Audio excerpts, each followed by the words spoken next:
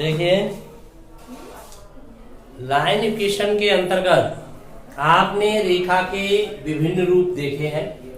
Various form of a line equation, रेखा के समीकरण के विभिन्न रूप आपने देखे। तो सबसे पहले आपने बिंदु ढाल रूप देखा। जब तक रेखा अपनी यूनिक फॉर्म में नहीं होती तब तक हम इक्वेशन फाइंड नहीं कर पाते हैं। तो वो यूनिक फॉर्म कौन कौन सी है? कोई रेखा एक बिंदु से गुजरती हो एवं उसकी हमें ढाल मिलती हो तो उस रेखा का हम इक्वेशन फाइंड कर सकते हैं। कोई रेखा दो बिंदुओं से गुजरती हो तो भी हम उसका इक्वेशन फाइंड कर लेते हैं। कोई रेखा किसी एक अक्ष के साथ अंतःखंड बनाती है एवं उसकी हमें ग्रेडियंट फाइंड होती है तो भी हम इक्वेशन फाइंड करते हैं।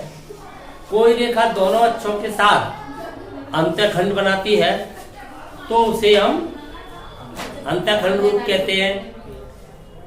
किसी रेखा की मूल बिंदु से दूरी एवं दूरी वाली रेखा द्वारा लंब द्वारा एक्स अक्ष की धन दिशा के साथ कोई कोण दिया है तो भी हम रेखा का समीकरण प्राप्त करते हैं। तो हमने वेरियस फॉर्म देखे हैं लाइन इक्वेशन के।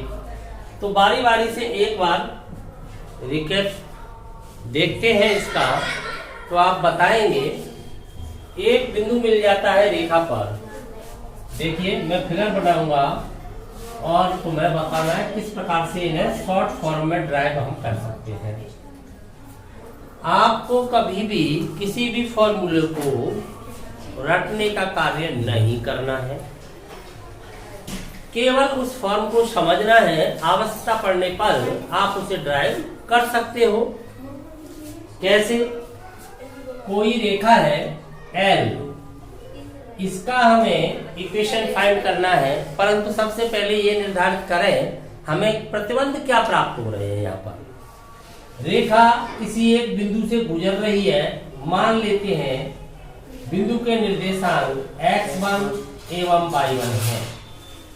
किसी बिंदु A से जा रही है एवं इसकी प्रवणता मिल रही है। आपको प्रवणता मिलेगी, चाहे तो कोई एंगल दिया हो उसके द्वारा आप प्रवणता प्राप्त करें, चाहे आपको प्रवणता सीधी दे दी जाए।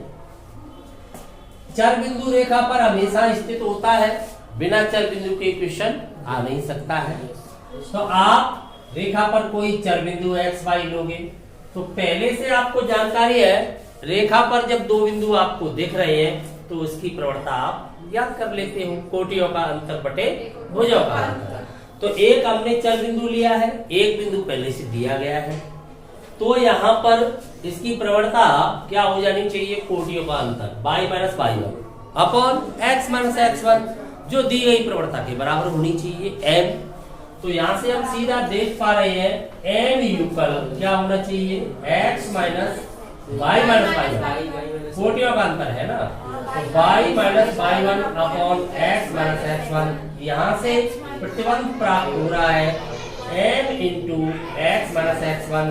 यह प्रतिबंध ही इस रेखा का अभीष्ट समीकरण है। समीकरण क्या है? वह प्रतिबंध ही तो समीकरण है जिसके द्वारा यह निर्धारित हो जाए कोई बिंदु रेखा पर स्थित है अथवा नहीं है। अगर कोई बिंदु रेखा पर होगा तो इसे संतुष्ट कर देगा। x और y के स्थान पर बिंदु के निर्देशांक रखने से लेफ्ट इक्वल राइट हो जाएगा, अन्यथा नहीं होगा। तो रेखा का समीकरण आपको प्राप्त हो गया। तो कहीं भी आपको रटने का कार्य तो कदापि करना ही नहीं है, केवल उस फॉर्म को देखिए। जो आपने पूर्व में ज्ञान लिया है वो नया ज्ञान प्राप्त करने के लिए एक सीढ़ी का काम करता है। उसकी सीढ़ी है एक, आप उसको लेडर की तरह मानिए, एक जीने की तरह मानिए। जिस प्रकार से सीढ़ी एक दूसरी सीढ़ी पर पहुंचाती है, दूसरी सीढ़ी हमें तीसरी सीढ़ी पर पहुंचाती है। तो जो आपने प्रवणता पहले देखी है रेखा की, उसी प्रवणता की कॉन्सेप्ट का यहाँ पर प्रयोग कर दिया, उसी कॉन्सेप्ट का प्रयोग करके हमें इक्वेशन फाइंड हो गया। अब दूसरे रूप में हम चलते हैं। ये कौन सा रूप कहलाया था? बिंदु है और ढाल है इसके अंतर्गत। इसके अंतर्गत बिंदु दिख रहा है हमें, एक बिंदु और ढाल दिख रही है, तो इसको हम कौन सा रूप क्या रेखा का?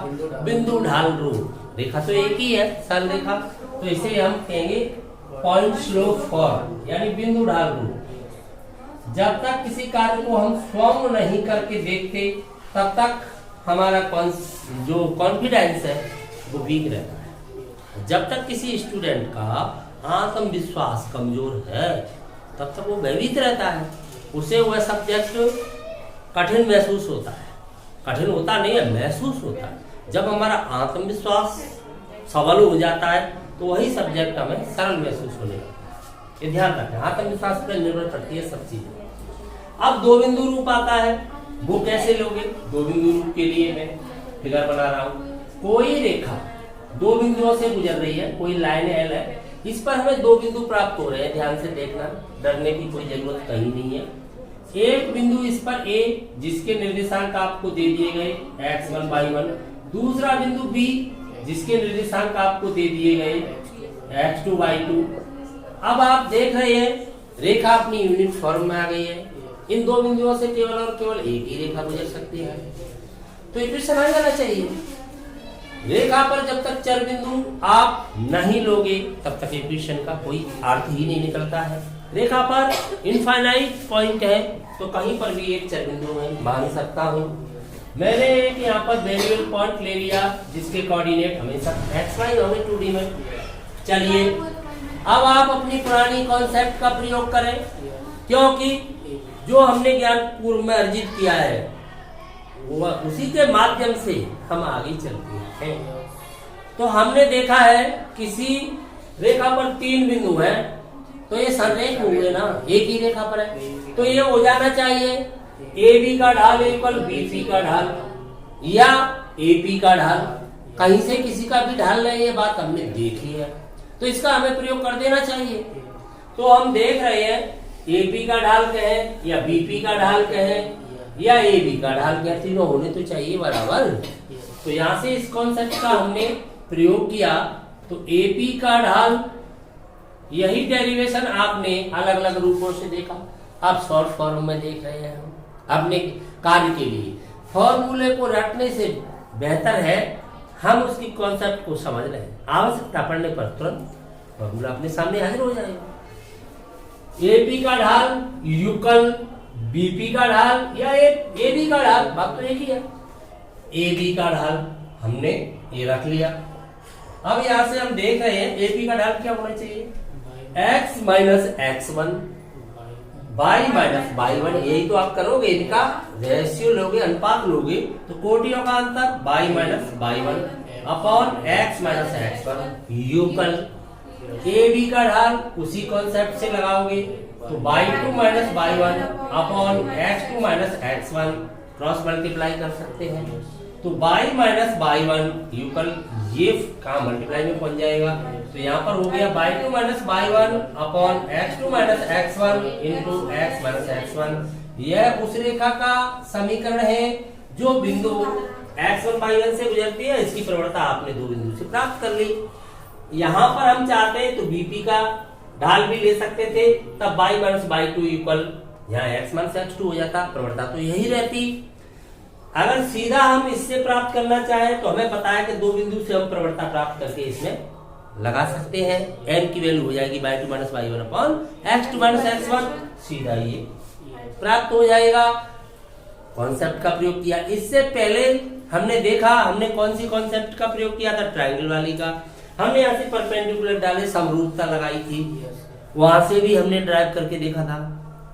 तो ये आवश्यक नहीं है कि हम एक ही तरीके से ड्राइव करें, क्यों? गणित के अंतर्गत कनेक्टिविटी होती है।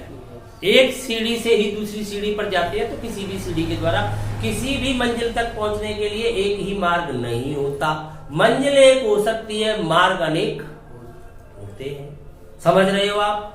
तो अलग अलग मार्गों से हम इसे ड्राइव कर सकते हैं। ये शॉर्ट फॉर्म बता रहा हूं आपको ध्यान रखने के लिए, आप रटने से बचे हमेशा, तो सीधा आपके सामने फॉर्म हाजिर हो जाएगी। ठीक है। अब इसके बाद हमने क्या देखा था, इसके बाद इंटरसेप्ट फॉर्म देखी थी अंतःखंड वाली। तो अंतःखंड एक मिलता है, तो एक अंतःखंड से तो रेखा इनफाइनाइट पास हो सकती है, तो उसके साथ हमें ग्रेडियंट मिलेगी, प्रवणता मिलेगी। तो y अक्ष के साथ मिलता है अथवा x अक्ष के साथ मिलता है। देखिए अंतःखंड बाई अक्ष के साथ अंतःखंड काटती हुई रेखा जा रही है, ग्रेडियंट तो आपको मिल ही रही है, ग्रेडियंट मिल रही है, इट मींस वो कहीं ना कहीं इस तरह है, उसका कोई ना कोई एंगल है, यहाँ पर इंटरसेप्ट काट रही है कितने का, सी रूट का, सी इकाई का, तो ये पॉइंट आपको सीधा फाइंड हो जाएगा कि नहीं हो जाएगा, 0 सी। अब यहाँ पर थीटा एंगल है तो यूनिट फॉर्म में आ गई, तो ग्रेडियंट आपको मिल गई, एक पॉइंट भी मिल गया, पॉइंट स्लोप आपने पहले से ले रखा है, तो सीधा का सीधा उसी में लगा दोगे आप इसे, तो आपको क्या प्राप्त हो जाता है, बाई माइनस बाई वन है, ये वाली फॉर्म उसमें लगाओगे तो बाई वन कौन है, C, equal M into gradient मिल रही है आपको x माइनस 0, सीधी फॉर्म फाइंड होगी by equal M X plus C. ये उस रेखा का इक्वेशन है जिसकी ढाल तो m है, जो बाई अक्ष के साथ c इकाई का अंतःखंड बनाती है। अगर c का मान आपका कैसा आ रहा है, नेगेटिव, तब तो कहाँ बनाएगी, नीचे की ओर, पॉजिटिव है तो ऊपर की ओर बनाएगी। एक्स अक्ष के साथ इंटरसेप्ट दे रखा है रेखा का, मान लो एक्स अक्ष के साथ इंटरसेप्ट बनाती है ये डी इकाई का, तब क्या हो जाएगा, ये बिंदु डी 0 हो जाएगा। बस ढाल तो आपको एम मिल ही रही है, ढाल तो आपको किसी निश्चित एंगल से वो जा ही रही है, तब क्या हो जाएगा, बाई माइनस बाई वन, यानी अभी ये 0 हो जाएगा। यूकल M into x minus d, ये फॉर्मूला आपको सीधी फाइंड हो जाएगी, बाई यूकल हो जाएगी m into x minus D. बताओ कहां पर रखने की आवश्यकता हो रही है आपको, कहीं पर नहीं, एक ही इक्वेशन इन दोनों फॉर्म को अपने आप तैयार कर रहा है, वही इक्वेशन केवल m y two minus y one upon x two minus x one, m का मान आप पहले से जानते हो, उसी में लगाने से वही इनको है निर्माण कर रहा है सभी का। अब बात आती है आपकी, दोनों इंटरसेप्ट मिल जाए, मान लो ए इकाई का बी इकाई का काट रही है एक्स और वाई अक्ष के साथ, तब भी आपको परेशान होने की आवश्यकता है ही नहीं, क्योंकि यहाँ पर ये बिंदु फाइंड हो जाता है आपको, ये 0 और आपको ये पॉइंट 0 भी फाइंड हो जाता है। फिर भी आप ढाल ले सकते हो, इसी रूप में आ जाओ, भले ही किसी एक बिंदु को x1 y1 यूज कर दो, तो ऑटोमेटिक ये सीढ़ी उस सीढ़ी पे अपने आप पहुंचाती है आपको। और जैसे ही आप इसको ड्राइव करते हो आपको क्या फाइंड होता है, x upon a y upon b equal 1। Clear, ये दोनों अंतःखंड होने पर प्राप्त हो जाता है। लेकिन सबसे बड़ी स्टूडेंट की कमजोरी क्या है, तो वो प्रारूप नहीं समझता, वो प्रारूप नहीं समझता, तब तक वो क्वेश्चनों की ओर भागता है, प्रश्नों की ओर भागता है। अपने आप को प्रश्नों की ओर से मोड़ लो, प्रारूप की ओर जाओ।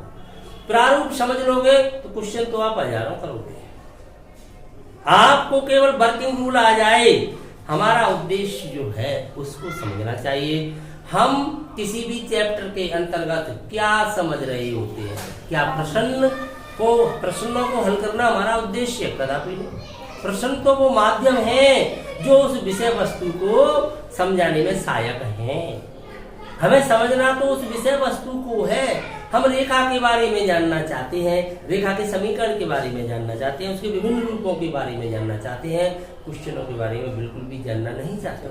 आपको गुणनखंड का चैप्टर पढ़ाया तो आप केवल गुणनखंड करना सीखना चाहते हो, वहां पर आप क्वेश्चनों से क्या मतलब है। क्वेश्चन तो विभिन्न प्रकार के इसलिए दिए हैं कि आप समझ लें उस क्रिया विधि को, समझ रहे।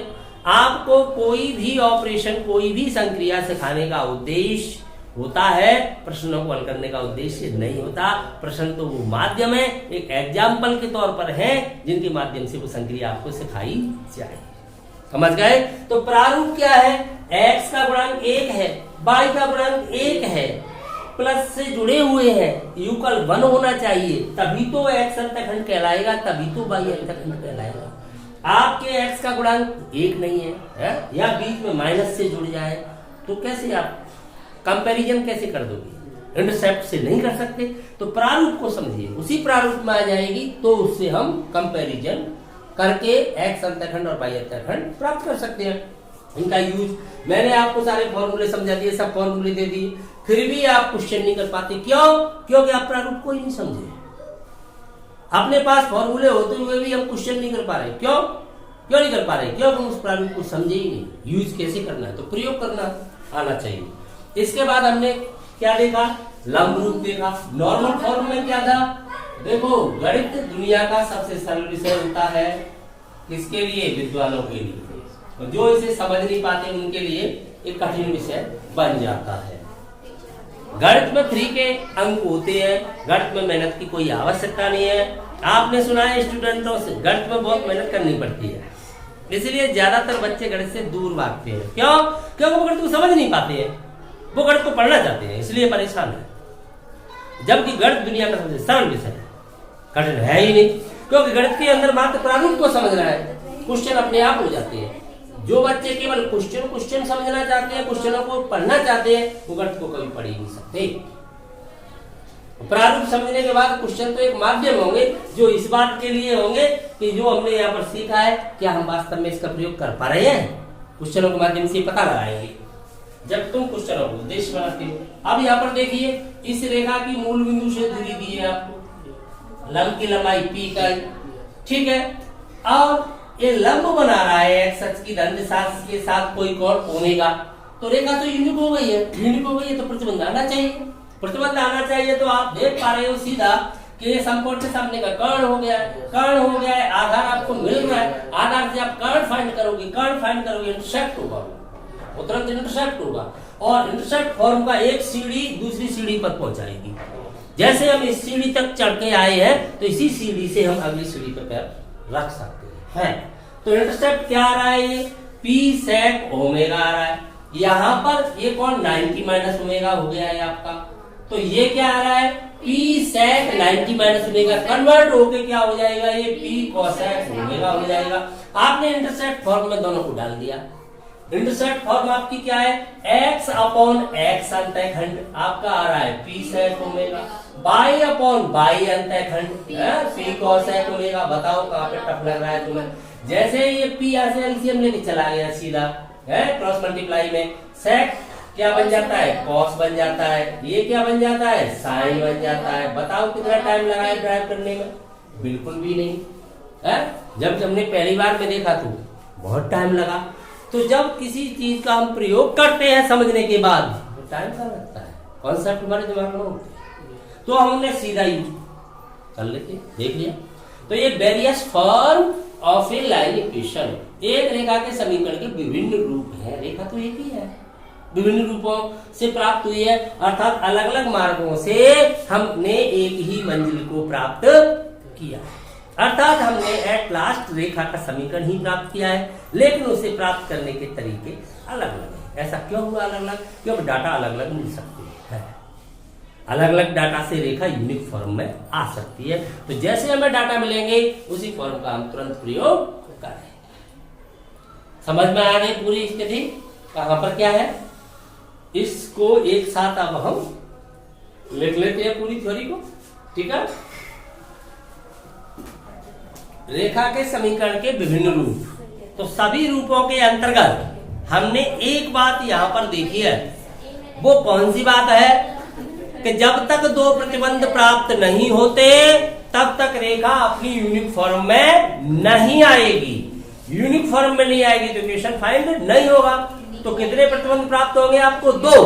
क्वेश्चन में आपको दिए जाएंगे दो प्रतिबंध, लेकिन वो अलग अलग प्रकार से दिए जा सकते हैं। वो सभी प्रकार कैसे है देख लें एक बार। या तो आपको रेखा पर एक बिंदु मिलेगा तो साथ में उसकी ढाल मिल सकती है, हो गए दो प्रतिबंध, एक बिंदु और एक ढाल। तब बिंदु ढाल रूप कहलाएगा, तो हो जाएगा y minus y1 equal x minus x1। ढाल को ढाल के स्थान पर लगाइए, बिंदु को बिंदु के स्थान पर लगाइए, x कोऑर्डिनेट y कोऑर्डिनेट जहां है x1 y1, ठीक है, समीकरण प्राप्त हो जाएगा। ऐसा भी हो सकता है दो बिंदु दे दिए जाए तो क्या हो जाता है, दो बिंदु रूप हो जाएगा। तब या तो इस सूत्र का प्रयोग करें अथवा इस सूत्र का प्रयोग करें, एक ही बात है। y minus y1 equal y2 minus y1 equal x2 minus x1 into x minus x1 अथवा इसका प्रयोग करें। ढाल इसके साथ कोई एक अंतःखंड मिल सकता है आपको, या तो x अक्ष के साथ या y अक्ष के साथ। तो ढाल अंतःखंड रूप दो भागों में बट गया, y अक्ष के साथ अंतःखंड मिलता है तब इस सूत्र का प्रयोग करें, y equal mx plus c। x अक्ष के साथ मिलता है d का अंतःखंड तो m into x minus d, confirm. इसके बाद अंतःखंड रूप दो अंतःखंड प्राप्त हो सकते हैं, x अक्ष के साथ एवं y अक्ष के साथ मिलेंगे दो ही प्रतिबंध, तभी समीकरण आएगा, वो किसी भी रूप में मिले। तब x अपॉन a plus y upon b equal 1। A और बी क्या है? x और y अंतःखंड है। यहाँ आपको लंब रूप के अंतर्गत भी दो ही बातें मिलेंगी। वो दो बातें क्या है? मूल बिंदु से रेखा पर डाले गए लंब की लंबाई, वही जो रेखा की दूरी है, लंब ही तो दूरी है, वो आपको p इकाई मिल जाती है, वहां पर दिया गया होगा p का मान, एवं लंब द्वारा x अक्ष के साथ बनाया गया कोण मिलेगा आपको। तब आपको किस फॉर्म का प्रयोग करना है? x cos omega plus y sin omega equal p। Clear? यहां पर ये बात लिख दी गई है तुम्हारी जानकारी के लिए। रेखा का समीकरण ज्ञात करने हेतु हमें कितने प्रतिबंधों की आवश्यकता होगी? 2। आपको जब तक 2 प्रतिबंध नहीं मिलेंगे, वो 2 प्रतिबंध किस प्रकार से प्राप्त हो सकते हैं? इनमें से किसी भी फॉर्म में प्राप्त हो सकते हैं। तो कैसे भी प्राप्त हो, समीकरण तो एक ही रेखा का आएगा। तो ये क्या है? रेखा के समीकरण के विभिन्न रूप हैं और आप इन्हें कैसे ड्राइव कर सकते हो?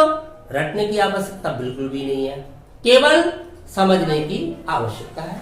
क्लियर? तो अगली क्लास के अंतर्गत क्वेश्चनों पर इनका प्रयोग करके देखें।